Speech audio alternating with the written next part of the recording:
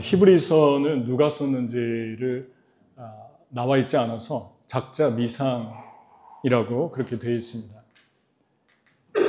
그런데 이 말씀이 전체 13장으로 되어 있는데 이 말씀은 아주 깊고 그리고 보석 같은 그런 말씀들로 쭉 기록이 되어 있어요.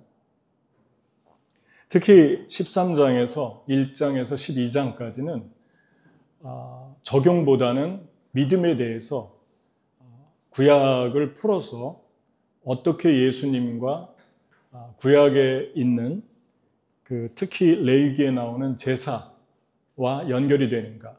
그래서 양과 소와 염소 뭐 이런 것으로 제사를 드렸는데 그런 제사는 예수님이 이 땅에 오셔서 십자가에 죽고 다시 살아날 것에 대한 그림자였고 그리고 비유였음을 밝혀줍니다. 근데 마지막 13장 1절에 이제 마지막 장 한 장을 구체적인 적용을 하시는데 그 적용에 가장 먼저 나온 말씀이 형제 사랑하기를 계속하고 손님 대접하기를 잊지 말아라. 이로써 부지 중에 천사들을 대접한 이들이 있었다. 그렇게 말씀을 시작하죠. 그런데 여기서 한 가지 우리가 질문할 수 있는 건 믿음에 대해서 쭉 강조를 했는데 그 믿음에 대해서 적용을 하려고 하면 많은 것들이 있을 거예요. 그런데 적용을 한 장 하는 그 할애하면서 가장 먼저 했던 이야기가 대접하라. 그런데 그냥 대접이 아니라 부지 중에 그럽니다. 그래서 이 부지 중에라는 말을 우리가 이 말씀에서 되게 중요하게 그렇게 주목을 해봐야 됩니다. 왜냐하면 부지 중에라는 말은 상대방이 신분이 누군지 모르고 그 사람의 가정환경, 그 사람의 신분, 그 사람의 가진 것 전혀 모르는 상태에서 대접을 했다는 거죠. 근데 이러한 사람이 부지 중에 이렇게 했는데 천사를 대접한 일에 대해서 얘기하는데 이 이야기는 우리가 구약을 읽어보면 누구를 얘기하는지 금방 알 수 있죠. 바로 아브라함입니다. 그래서 아브라함이 창세기 18장에 보면 이제 유대인들은 아침 10시부터 오후 3시까지를 정오라고 그렇게 얘기를 하는데 그 정오에는 일을 할 수가 없어요. 너무 뜨거워서. 그래서 뜨거워가지고 집에서 쉬면서 음식을 먹고 쉬는데 그때 그 앞을 누가 한 3사람이 지나갑니다. 아브라함이 눈을 들어 본즉 사람 셋이 맞은편에 서 있는지라 그럽니다.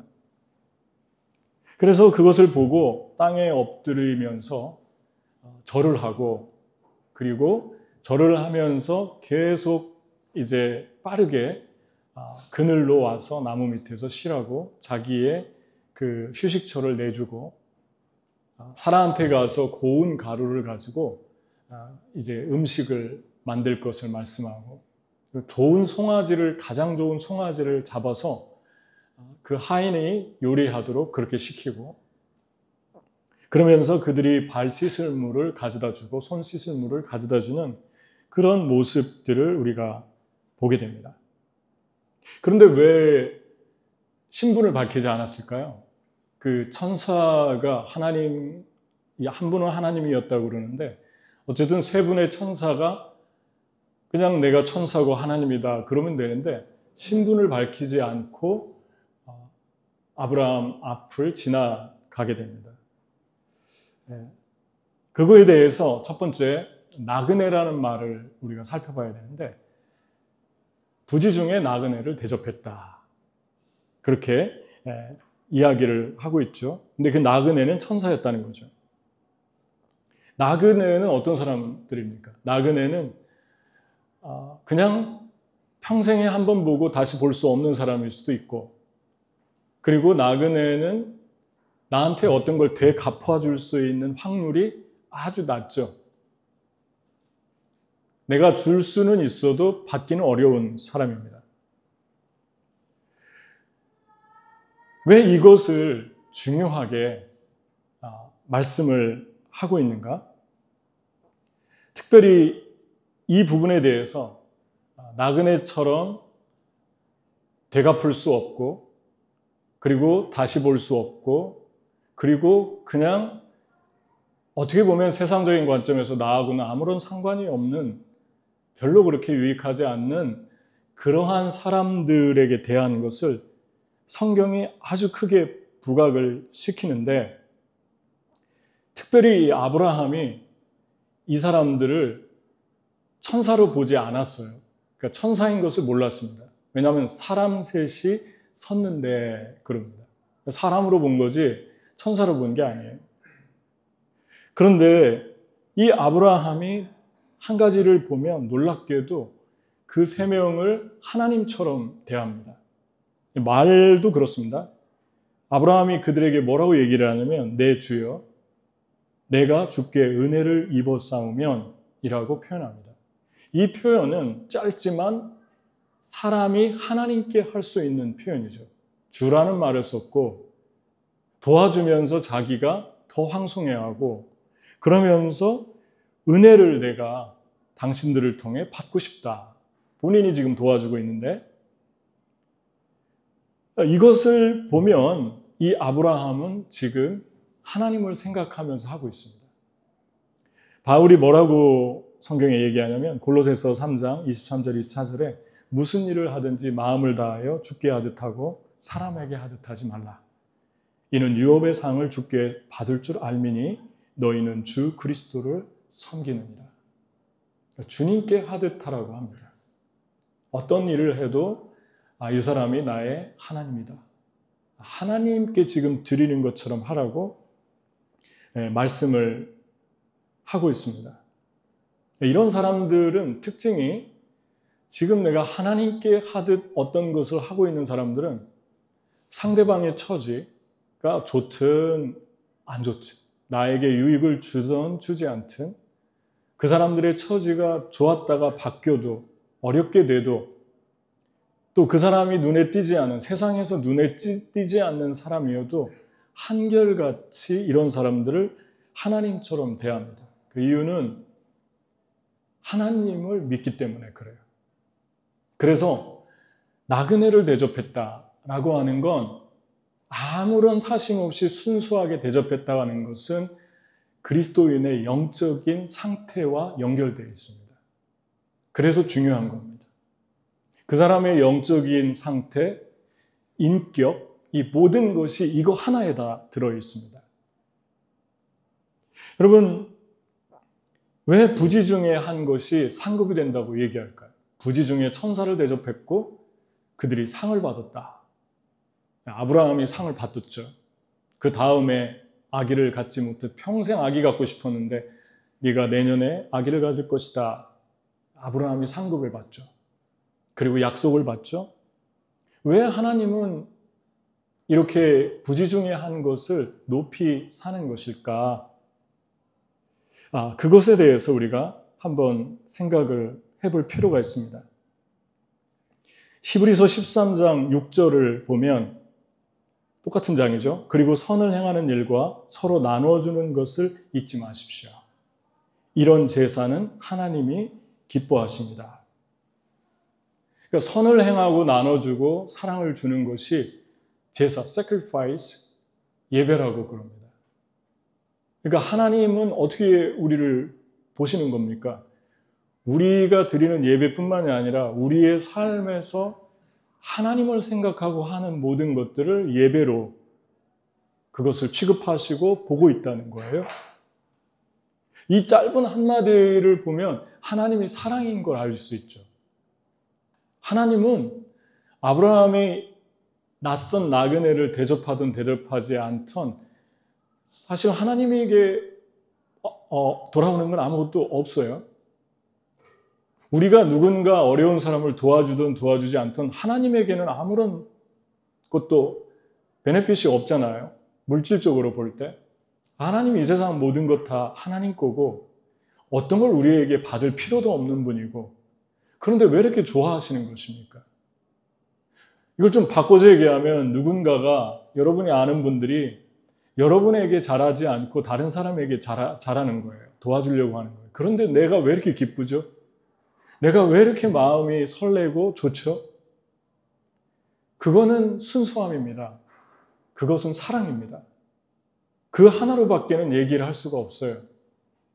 나에게 직접적인 연관이 하나도 없는데, 다시 말씀드려서 우리에게 유익이 없는 사람들, 특히 뜨거운 정오를 지나가는 사람들, 지금 인생에서 가장 뜨거운 고통스러운 사막 같은 길을 걸어가는 사람들, 이 천사처럼, 아니면 외로운 사막길을 걸어가고 있는 사람들, 마음이 너무나 어렵고 힘든 사람들, 인생에 오늘 찬양한 것처럼 폭풍의 터널을 깊이 지나가는 사람들, 이런 사람들이 있는데, 이런 사람들의 배경을 전혀 모르면서도 그들을 돕고자 하는 마음은 한마디로 표현할 수 있어요.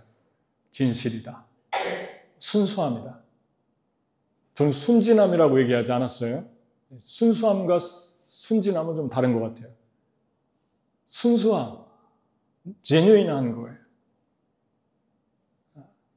여러분, 왜 우리가 주님께서는 진실하기를 원하십니까? 진실하기를 원하는 것은 첫 번째 가장 중요한 게 우리가 가장 행복하게 되기 때문에 그래요. 여러분이 가장 행복한 때는 언제입니까? 가장 불행한 생각이 들 때가 언제죠? 여러분이 가장 행복할 때는 여러분이 여러분 될 때예요. 여러분의 모습, 여러분의 마음과 행동이 마음에서 하고 싶은 걸 행동으로 하고, 마음에서 하고 싶은 말을 입으로 하고, 그렇게 대하고, 내가 되는 거죠. 내가 될 때, 그때 가장 행복합니다. 거기에 평안이 있고, 기쁨이 있고, 자유가 있고, 거기에서 나오는 그 자유함, 평안, 사랑은 계속해서 샘물처럼 솟아나죠. 그런데 또 불행할 때가 언제입니까? 불행할 때는 내가 지금 마음하고 행동하고 자꾸만 다르게 사는 거예요. 이거 아닌데 그냥 그렇게 사는 거예요. 이게 내 모습이 아닌데 그렇게 말하고 그렇게 행동하며 살 때 금방 번아웃 됩니다. 그리고 위태위태합니다. 언제 쓰러지는 건 시간 문제예요. 사람이 가장 많이 지칠 때가 이런 때죠. 이게 내가 아닌데 이렇게 살 수밖에 없는 거예요. 상황이. 그럼 여러분, 누군가 이렇게 살 수도 있잖아요. 본인이 누군가를 삶의 관점에서 평범한 사람, 눈에 띄지 않는 사람, 그리고 별로 내게 유익이 없을 것 같은 사람, 그런 사람들을 무시하고, 그리고 오히려 내 유익만을 찾아서 성공만을 추구하면서 살면 그 내면 속에서 가장 고통스러운 게 자기입니다. 그래서 거기에 절망되고 낙심되고 고통이 되고, 근데 전혀 이런 마음이 들지 않는다. 내가 나로 살지 않는다. 이런 마음이 들지 않는다. 그러면 정말 심각한 거예요. 이런 사람들을 사회적인 용어로 또 뭐라고 하죠? 이 은혜스러운 설교 말씀에 그 단어를 쓰고 싶지 않습니다. 여러분, 심리적으로 쓰는 용어들이 있잖아요. 그런 거 하면 알면서도 자기가 살아가는 사회적인 삶을 살면서 무엇을 하는지 알면서도 나쁘게 내가 나쁜 삶을 사는 걸 알면서도 그냥 지나가고 그대로 밀고 사는 사람들을 또 어떤 용어로 표현합니다. 이 두 가지 용어 어떤 건지 알 거예요. 모르겠다 그러면 나한테 끝나고 오시면 제가 거룩한 설교에 그런 용어조차도 쓰고 싶지 않습니다. 여러분, 그런데 내 자신이 내가 되지 않을 때 내가 참 고통스러운데 거기에서 끝나지 않죠. 그 고통은 타인에게 전가됩니다. 그래서 폭력적이고 그리고 상처를 주고 고통을 줍니다. 그래서 심각한 거예요.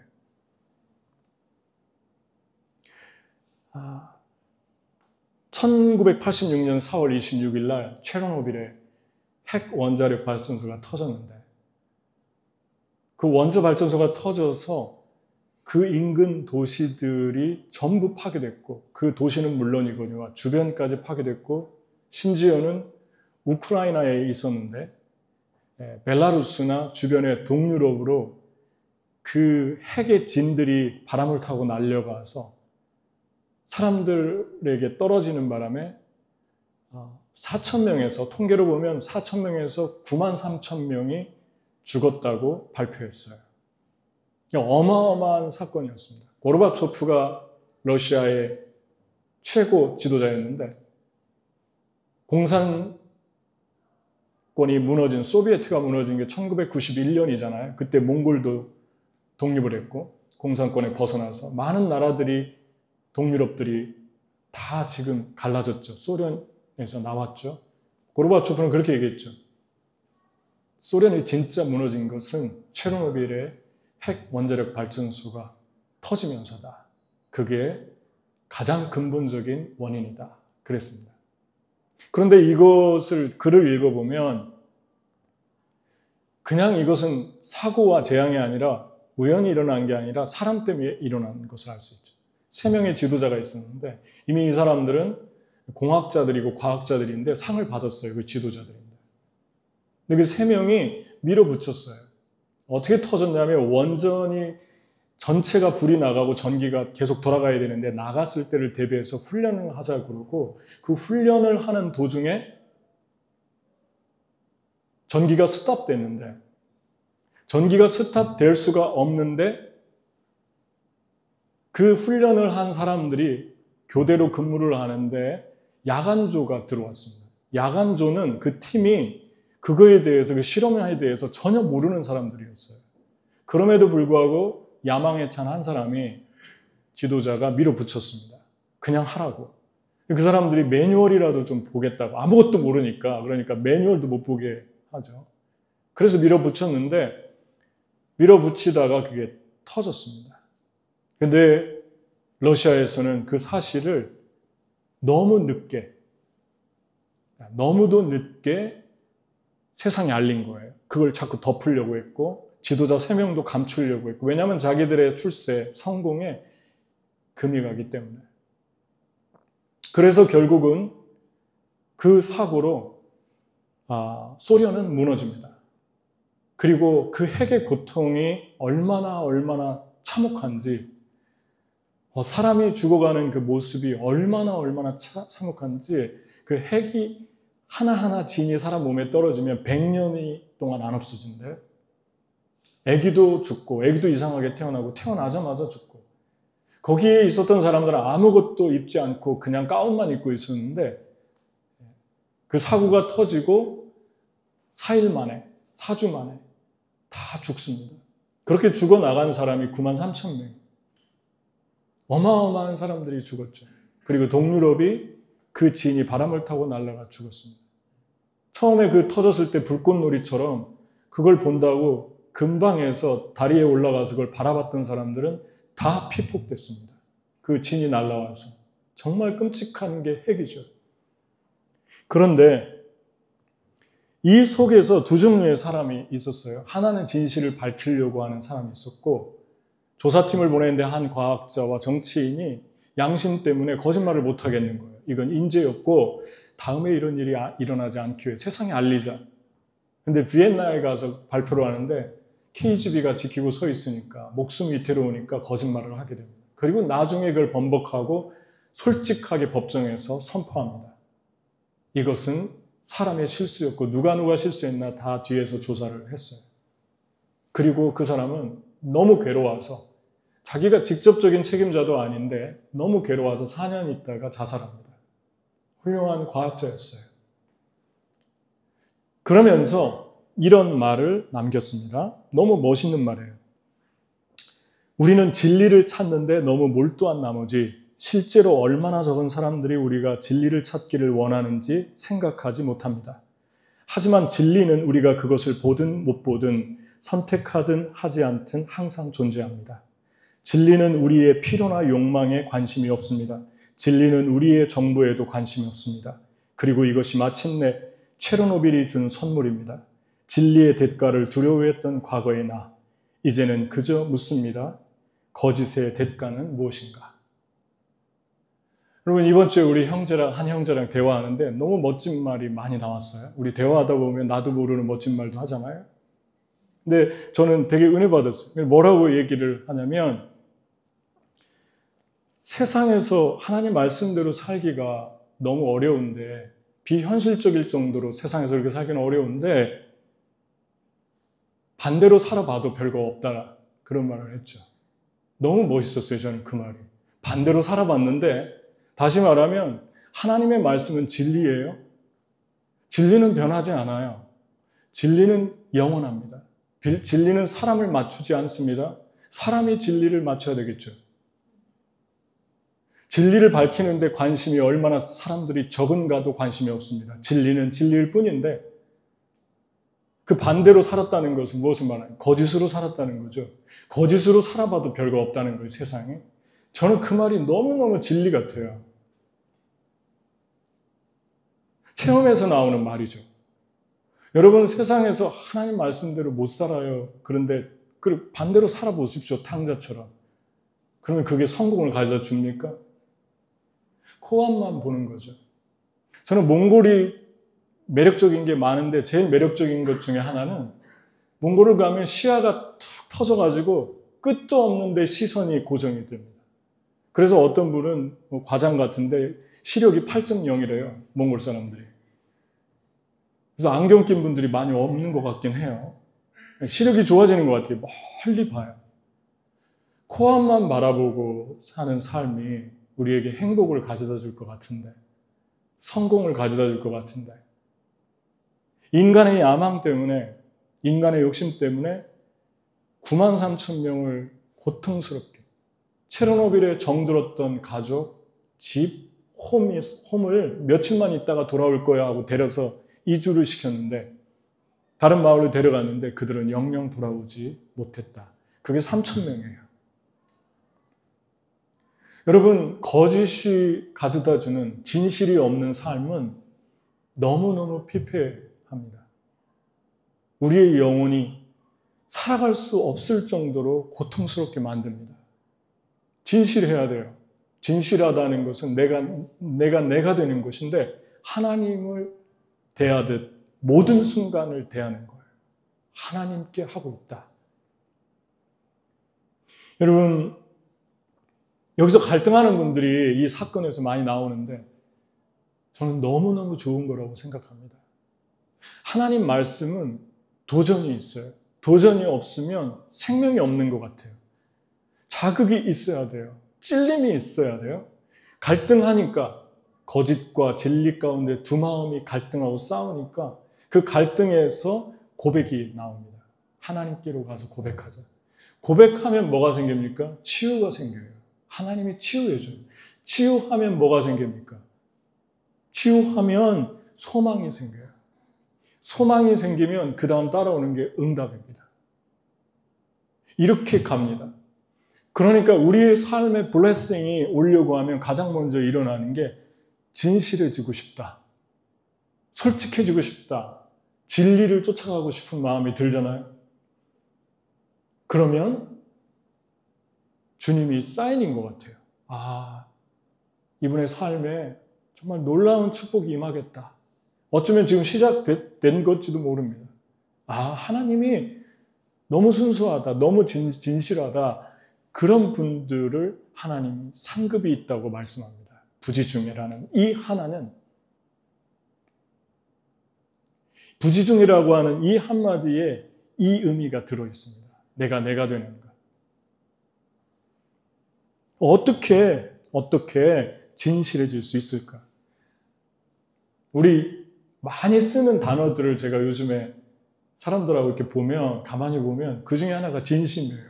진심이라는 말을 너무 많이 쓰더라고요. 아, 그래서 사람들이 정말 진실을 갈망하는구나, 목마르구나. 뭐 아무거나 다 진실해요. 음식에다가 진심을 붙이고 이걸 진심으로 좋아해 뭐 그러나요? 뭐 그러잖아요.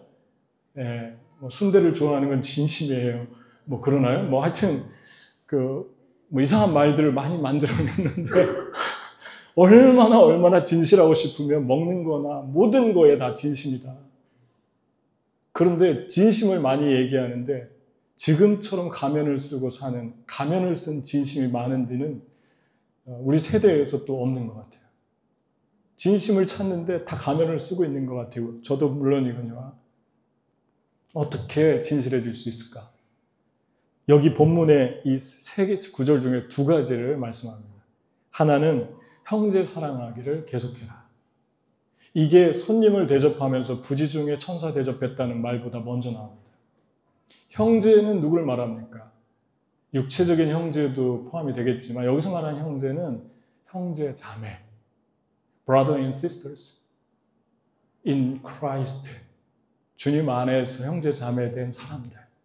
이 사람들 사랑하는 것 멈추지 말고 소홀히 하지 말고 계속해라. 왜 이 말을 먼저 했을까요? 우리는 사랑을 받을 때 충전돼요. 누군가에게. 그래서 또 주게 돼요. 그러니까 반드시 사랑을 하나님이 우리에게 주십니다. 하나님 우리에게 사랑을 주신 건 사랑 주라는 거예요. 받았으니까. 여러분, 세상에 두 종류의 관계가 있죠. 하나는 만날 때마다 내가 받는 사람들이 있어요. 만나면 내가 채워줘요. 내가 너무 기뻐요, 마음이. 너무 고마워요. 살고 싶어요. 일도 더 하고 싶어요. 그런데 또 반면에 어떤 분들은 계속 줘야 되는 분들이 있어요. 왜냐하면 그분들이 지금 그래요, 상황이. 그것은 어떤 무시해서 말하는 그런 의미가 아니라 그분들이 어려워요, 지금. 그래서 그분들의 마음은 주고 싶어도 내가 줘야 되는 사람들이 있어요. 내가 보살펴줘야 되고, 내가 케어해줘야 되고, 내가 필요들을 먼저 살펴줘야 되고, 이 두 종류의 사람이 있어요. 우리 주님이 우리 삶에 두 종류의 사람 다 주셨습니다. 근데 이 힘을 얻고 나에게 소망을 주고 그런 사람들이 좋지만 내가 사랑을 주면서 또 우리 영혼이 충전됩니다. 사랑을 전혀 나한테는 돌아온 게 없지만 줄 때 내 안에 하나님이 너무너무 기뻐하시면서 내가 되는 그런 은혜를 주십니다.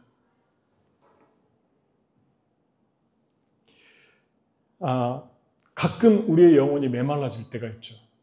그때가 언제냐면 내 영혼의 사랑이 받지 못하는 것 같을 때예요. 여러분 사랑을 받지 못하는 것 같잖아요. 그러면 하나님께 그렇게 기도해 보세요. 구체적으로. 하나님이 저를 사랑하는 거 아는데 한번 좀 보여주세요.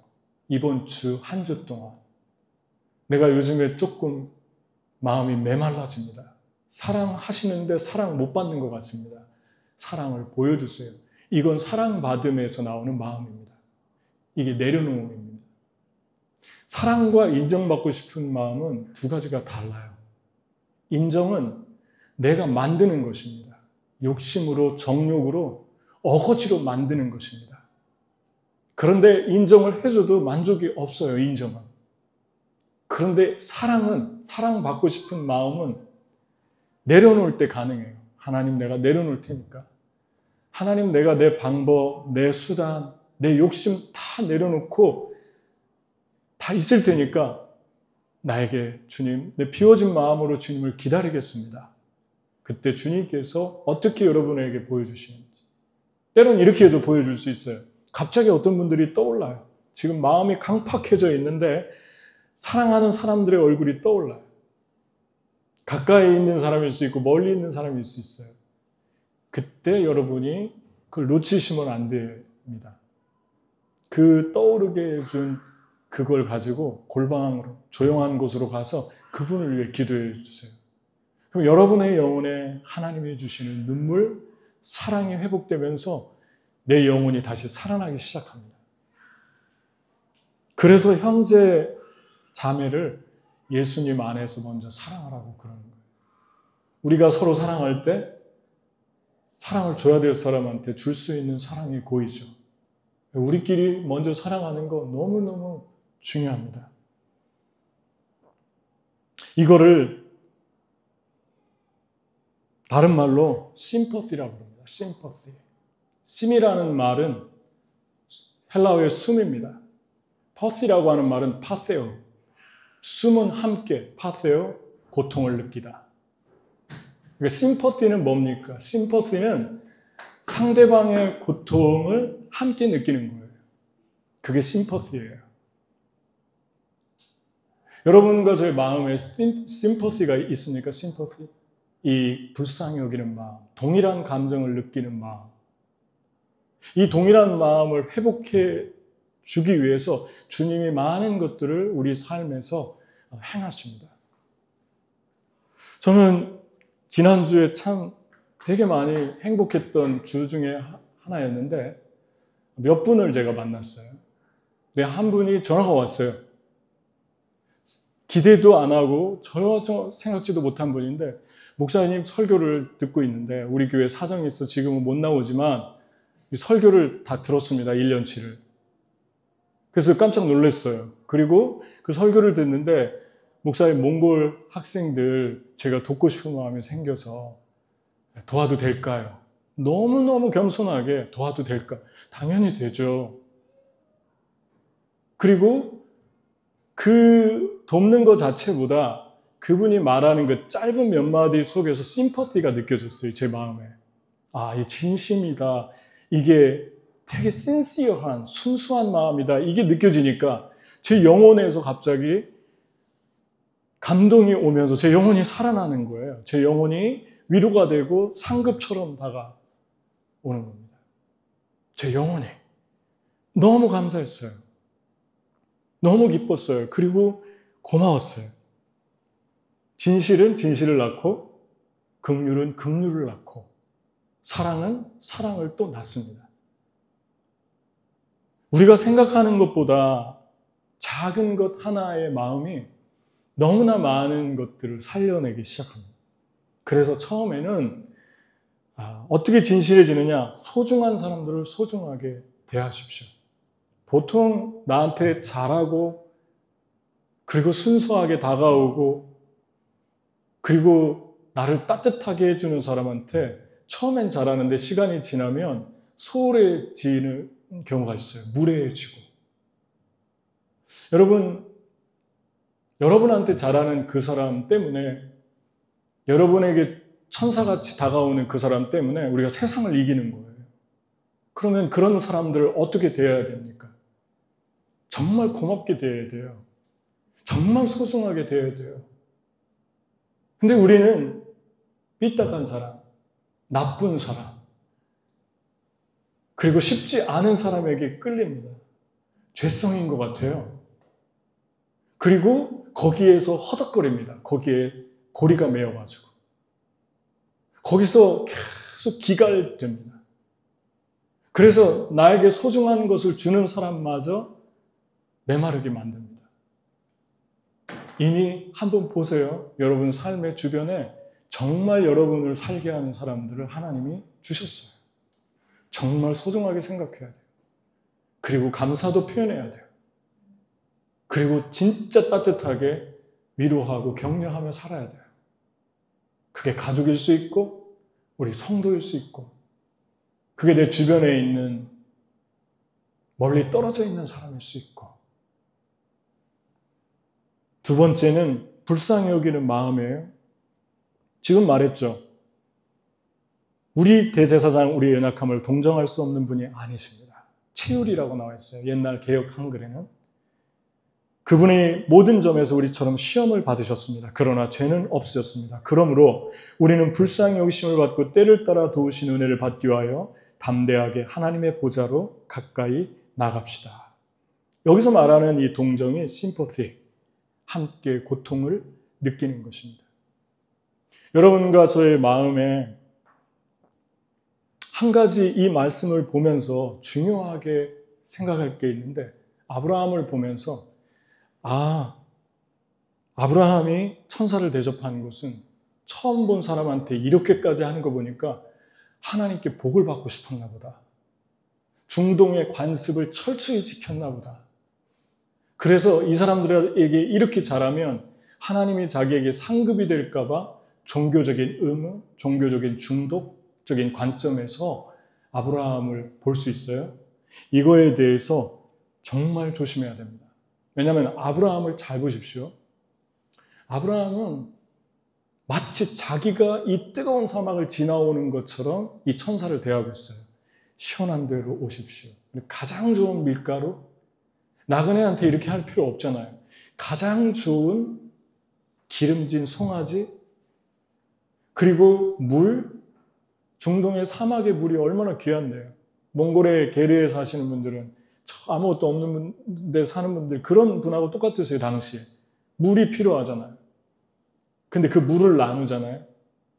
이거는 누가 봐도 아브라함의 경험에서 얻어진 것입니다. 왜냐하면 아브라함은 갈대아우르, 이란과 이라크에서 하란으로, 터키죠. 터키에서 이스라엘까지 평생 나그네로 살아갔어요. 그래서 그 사막의 여행의 고통을 너무나도 많이 경험해서 아는 거예요. 그러면서 베풉니다. 우리가 하나님을 따를 때 두 종류의 사람이 될 수 있어요. 하나님의 선을 행하면서. 첫 번째는 아브라함처럼 말로만이 아니라 심퍼시, 함께 고통을, 그 사람의 감정을 그대로 읽는 거, 도와주는 거, 이런 사람들이 있어요. 두 번째는 누군가를 긍휼히 여기는 삶마저도 하나님께 복을 받는 통로로 이용하는 사람들이 있습니다. 사람들에게 너무너무 잘해주면서도 사람들을 너무너무 힘들게 하고 있는데 자기의 성공과 만족을 위해서 섬기는 거예요. 그런데 모르는 것입니다. 자기가 무엇을 하고 있는지. 왜냐하면 너무 도취되어 있을 때 모릅니다. 종교의 이름으로, 긍휼의 이름으로 우리는 사업가도, 목사님도, 선교사님도, 그리고 직장인들도, 가정에서도 이런 사람이 될 수 있어요. 긍휼은 긍휼인데 야망을 가장한, 야망은 야망인데 긍휼을 가장한 그런 야망의 옷을 입은 긍휼일 수 있다는 긍휼마저도. 이 두 종류 중에 우리는 어떤 사람입니까? 이 두 가지를 구분짓는 삶, 난 잘 모르겠다. 내가 어디 있는지. 이 두 가지를 구분짓는 것을 본문에 말씀합니다. 심퍼시, 고통을 느끼느냐. 상대방의 지금 어려운 것을 깊이 있게 보느냐. 그리고 배려하느냐.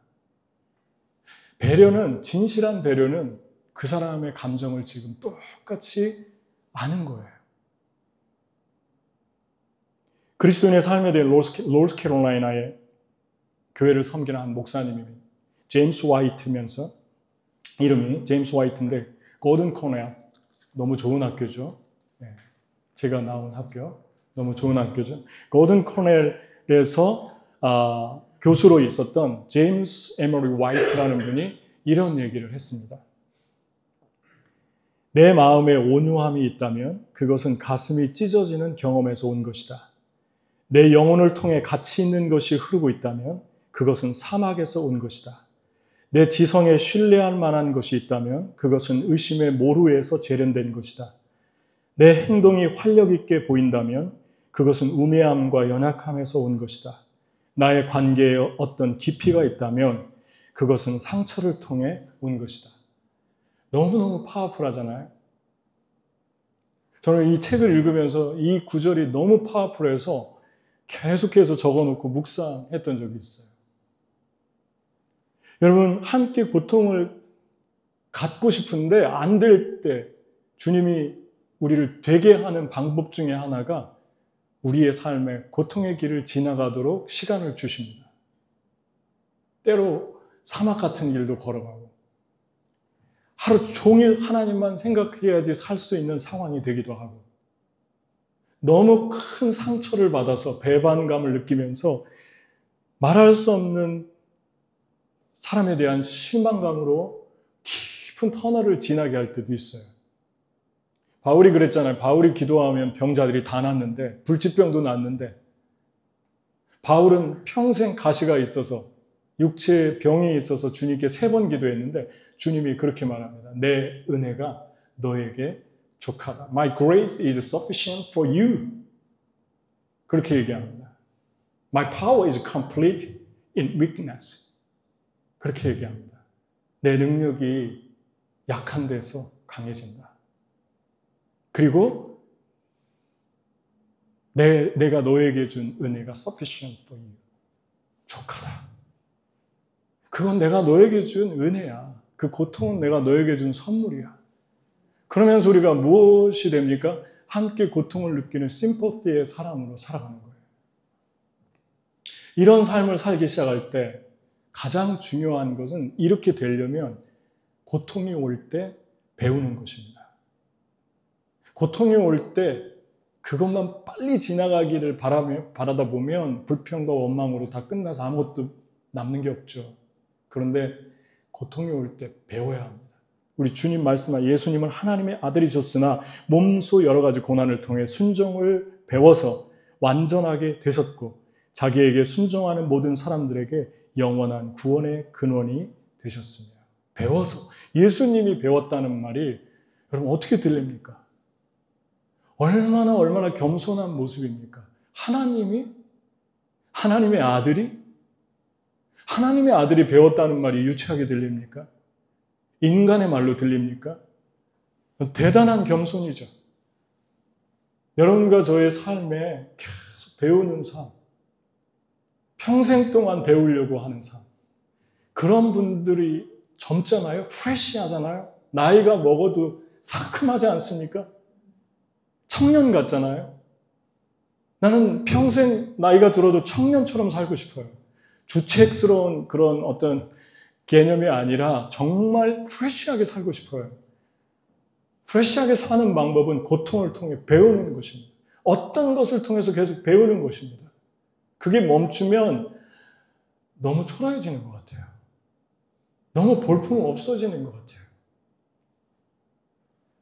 여러분,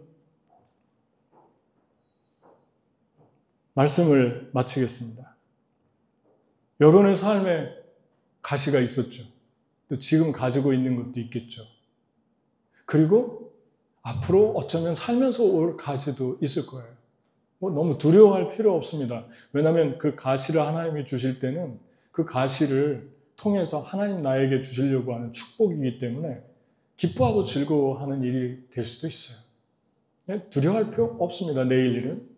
하지만 그 가시를 통해서 저 여러분은 예수님처럼 깊이 들어가고 그래서 코앞에만 바라보고 사는 삶이 아니라 멀리 저 멀리를 바라보고 몽골 땅에 저 멀리 있는 저쪽을 바라보면 그 매력에 중독되면 헤어날 길이 없어요. 그래서 몽골이 사람들도 그래서 깊이가 있는 것 같아요. 몽골 분들이 되게 겸허하고 순수합니다.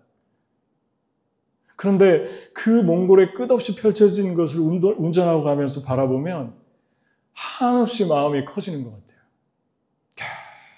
계속 커지는 것 같아요.